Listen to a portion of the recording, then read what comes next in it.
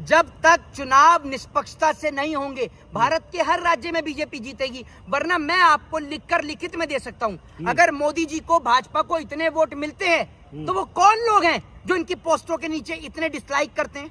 इतनी पोस्टों के नीचे इतनी भाषाएं मैं नहीं जानता जितनी भाषा में प्रधानमंत्री के नीचे आपको गालियां नजर आ जाती हैं। एक बात मुझे ये बताइए, अभी बंगाल से आपने, गुजरात से आपने लोगों को देखा जाते हुए, क्या कह रहे थे पता है आपको? दोबारा नहीं आऊंगा। अभी दिल्ली में बीजेपी की सरकार है, देखा किस तरीके से एक बिहारी व्यक्ति को गोली मार दी गई। देखा या नहीं देखा महोदय? आप तो बिहार से ही आते हैं, देखा ना? उसके लिए क्या बोलेंगे आप? आप मुझे बताइए कि जब इलेक्शन कमीशन के पोर्टल पर शिकायतें दर्ज होंगी और इलेक्शन कमीशन उस पर कोई एक्शन नहीं लेगा, रवि किशन सरेआम जो है इलेक्शन की जो गरिमाएं हैं, जो चुनाव की जो गरिमाएं हैं, उनकी सीमाओं को उल्लंघते हुए नजर आएंगे। और साफ साफ जब सबको नजर आएगा कि किस तरीके से इलेक्शन के दौरान किन किन शब्दों का इस्तेमाल रवि किशन ने किया, उनके ऊपर कोई कार्रवाई नहीं हुई, तो एग्जिट पोल क्या, रिजल्ट और नतीजे भी भाजपा के पक्ष में आएंगे। और बड़ी बात यह है कि हर किसी व्यक्ति को यह पता है कि अब चुनाव निष्पक्षता से नहीं होते, और खासकर भारत के अंदर चुनाव कहीं पर भी कोई प्रक्रिया जो है वो निष्पक्ष नहीं हो रही है, मेरा पर्सनल मानना है। उसके पीछे का नतीजा ये है कि जहां इनकी सरकार नहीं बनती वहां पर ये पैसे के दम पर जो है अपनी सरकार बनाते हैं, चाहे मध्य प्रदेश हो, चाहे महाराष्ट्र हो। अभी 5 राज्यों का चुनाव है। हेमंत बिस्वा शर्मा जो कल तक कांग्रेस में हुआ करता था वो बीजेपी में आया तो वो इनका मुख्यमंत्री बन गया, वो भ्रष्टाचारी, वो आरोपी, ठीक है। शुभेंदु अधिकारी जो कल तक टीएमसी में हुआ करता था आज वो बीजेपी में आ गया, वो बीजेपी का चेहरा बन गया। तो बीजेपी पे अपने लोग तो थे ही नहीं, बीजेपी ने तो दूसरी पार्टी के लोगों को तोड़कर अपनी पार्टी में मिलाया और उसके बाद अब बीजेपी ने चुनाव लड़ा। वो बीजेपी जो कभी बंगाल में हुआ ही नहीं करती थी, आज वो बंगाल में एग्जिट पोल के जरिए सरकार बनाने जा रही है। कैसे? क्या हिंदू मुसलमान के नाम पर लोग वोट देंगे, या मंदिर मस्जिदों के नाम पर बीजेपी को वोट मिलेगा, या धर्म की राजनीति करने की वजह से बीजेपी को वोट मिलेगा, या फिर बलात्कारी, आरोपी, भ्रष्टाचारी, करप्शन खोर, गंदे लोग जो भाजपा के अंदर हैं उनकी वजह से भाजपा को वोट मिलेगा? बताइए ना, ऐसा क्या काम बीजेपी ने किया है उत्तर प्रदेश में, मध्य प्रदेश में, राजस्थान में या दिल्ली में जिसको देखकर बंगाल के लोग वोट दें? बताइए। शासन लाना चाहते हैं, बंगाल में गुंडा राज है, अमित शाह प्रधानमंत्री मोदी कह रहे थे। नहीं तो अमित शाह से ये पूछ लो कि आप क्या थे पहले, आप क्या थे पहले? अगर आपको राजनीति में जगह नहीं मिलती तो मेरे को लगता नहीं कि आप भी सुधरते। और क्या पता किसी को कि सुधरे या नहीं सुधरे। अभी भी मैंने ये देखा है कि लोग डर के मारे राजनीतिक ज्वाइन कर रहे हैं। जिसके घर पर ईडी की रेड पड़ जाए, एक मिनट सुन लीजिए भाई, मुझे पता तकलीफ हो रही है, पीछे सुन लीजिए, बोलिए मत, समझ गए?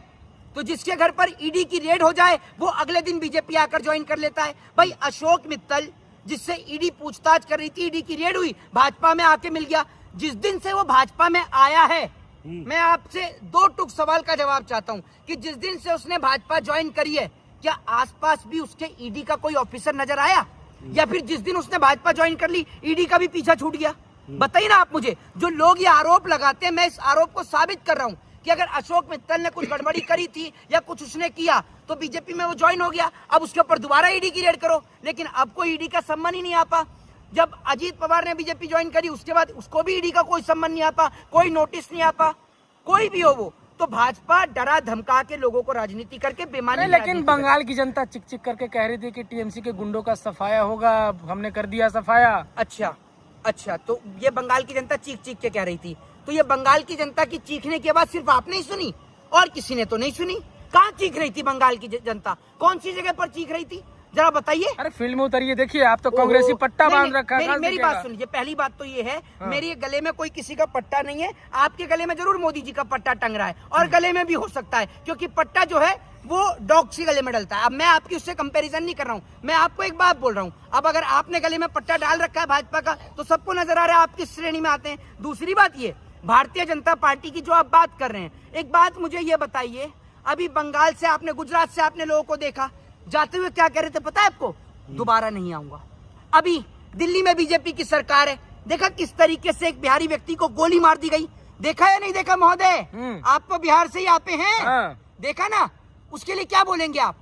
तो एक बात मुझे बताइए, जहां जहां बीजेपी की सरकार है वहां से लोग पलायन कर रहे हैं, छोड़कर जा रहे हैं, तो आपको लगता है कि बंगाल के अंदर, वो बंगाल जहां महिलाएं सुरक्षित हैं, वो बंगाल जहां पर हर किसी के पास रोजगार है, वो बंगाल जहां तिलक और टोपी एक साथ मिलजुल कर रहते हैं, वो बंगाल जो हिंदू मुस्लिम की एकता के लिए जाना जाता है, वो बंगाल जो अपने हावड़ा ब्रिज के लिए जाना जाता है, वो बंगाल जो देश के प्रेम के लिए जाना जाता है, और वो बंगाल जिसकी राजधानी कोलकाता भारत की कभी राजधानी हुआ करती थी, वहां के लोग इस घटिया स्तरी भाजपा को जिताएंगे। वो इतने पढ़े लिखे लोग, वो रविंद्रनाथ टैगोर की धरती, वो नेताजी सुभाष चंद्र बोस की धरती, जिनके पोते ने भाजपा का दामन छोड़कर टीएमसी का दामन थामा, वो बंगाल आपको लगता है कि इन जैसे चोर और डकैतों को बंगाल में घुसने की जगह देगा? अरे राहुल गांधी हेमंता बिश्व शर्मा को धमकी दे रहे थे कि जेल में भेज देंगे। बताइए, जनता फिर से मुख्यमंत्री बनाने जा रही है नहीं हेमंता तो को। बिल्कुल बनेंगे भाई। मैं आपको ये कह रहा हूं, जब तक चुनाव निष्पक्षता से नहीं होंगे, भारत के हर राज्य में बीजेपी जीतेगी।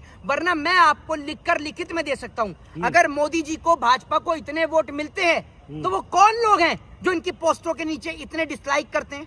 इतनी पोस्टों के नीचे इतनी भाषाएं मैं नहीं जानता जितनी भाषा में प्रधानमंत्री के नीचे आपको गालियां नजर आ जाती हैं। बताइए। और दूसरी बात ये कि जो आप बात कर रहे हैं, तो जब बंगाल की पोस्ट डल रही थी, तो क्यों नहीं आया 10-10 लाइक, 50-50 लाइक? कम से कम बंगाल की पॉपुलेशन 20 लाख तो होगी या नहीं होगी? और आप बंगाल में सरकार बनाने जा रहे हैं, ठीक है, एग्जिट पोल के अकॉर्डिंग, तो आपकी पोस्टर्स पर वो लाइक्स क्यों नजर नहीं आ रहे? आपकी वीडियोस पे वो लाइक क्यों नजर नहीं आ रहे? क्योंकि बंगाल की जनता ने वोट नहीं दिया आपको। वोट तो आप बेईमानी से करते हैं। और आप ये देख लीजिए, आप एआई के थ्रू भी पता कर सकते हैं कि इलेक्शन कमीशन के पोर्टल पर टोटल कितनी शिकायतें दर्ज की गई, कहां शिकायतें दर्ज की गई। अब आप उसको ना देखें, नजरअंदाज कर दें, वो एक अलग बात है, बट शिकायतें हुई, लोगों ने ईवीएम को लेकर शिकायतें दर्ज करी, लोगों ने आचार संहिता की धज्जियां उड़ाने की शिकायतें दर्ज करी, और एक धज्जियां तो सबने उड़ाते हुए देखी। रवि किशन ने किस तरीके से जो है वो आचार संहिता का दुरुपयोग किया, वो आप सभी ने देखा होगा। मैं आपको बताता हूँ कहां पर और कितनी कितनी शिकायतें जो है वो दर्ज हुई। आप भी एआई के थ्रू जो है वो इसको पता कर सकते हैं। मैं आपको बता देता हूं, मैं व्हाट्सएप नहीं पढ़ता हूं, मैं आपको वो बता रहा हूं जो फैक्चुअल चीजें हैं, ठीक है।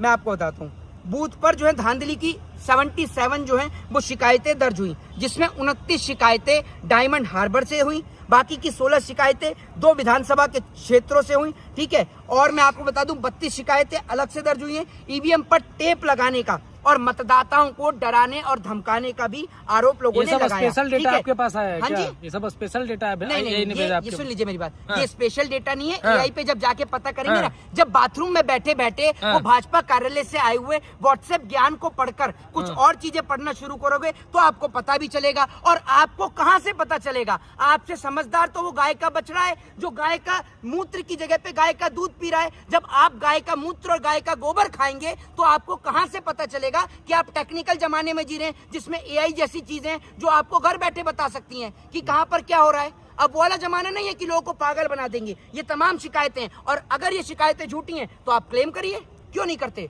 आपको पता है क्या होता है एआई? हेलो महोदय जी, नहीं जानते होंगे आप तो, खैर, क्योंकि आप तो पढ़े ही नहीं है। आप या फिर पढ़े भी होंगे तो मोदी जी के विद्यालय से। जय हिंद, जय भारत, जय संविधान।